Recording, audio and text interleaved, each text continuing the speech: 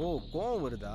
இதே மாதிரி தான் என் தங்கச்சி ரோட்டில் போகிறவன் சீன் நானும் பார்த்துட்டு இருக்க மாட்டேன், அடிப்பேன்.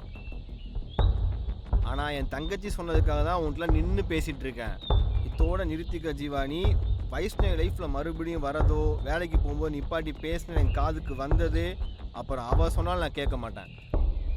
வைஷு ஏன் பொண்டாட்டி, அவ கூட பேசி எப்படி வாழ வைக்கிறதுன்னு எனக்கு நல்லாவே தெரியும். ஏய் தம்பி இருப்பா. நீ உன் தங்கச்சி மேலே இருக்கிற பாசத்தில் இவ்வளோ நேரம் பேசிகிட்டு இருக்க. இந்த விஷயத்த வைஷ்ணவி வந்து என் மாப்பிள்ளையை பார்த்து சொல்லு. அப்படி அவ சொல்லிட்டா, அதிலிருந்து உன் தங்கச்சி பின்னாடி என் மாப்பிள்ளை வரமாட்டார். அதுக்கு நான் பொறுப்பு.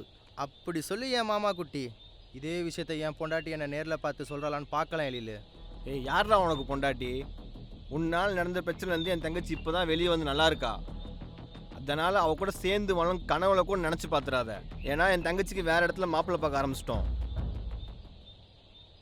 இந்த முறை விசாரித்து நல்ல பையனாக பார்த்து நாங்கள் அவளை கட்டி வைப்போம். இதே மாதிரி ரோட்டில் நின்று வேடிக்கை மட்டும் பார்த்துட்டு மச்சான். அவள் என் மேலே இருந்த கோவத்தில் ஒத்துட்டு இருந்திருப்பா. அதுக்காக வேற கல்யாணம்லாம் அவள் பண்ணிக்க மாட்டா. ஏன்னா நான் அவள் மேலே வச்சிருக்க லவ் அப்படி. அவளே எனக்காக என்னை தேடி வருவா, அதுவும் எனக்கு தெரியும்.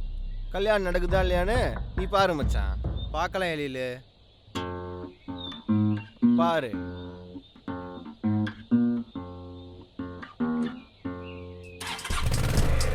எப்படி போகிறான் பாரு.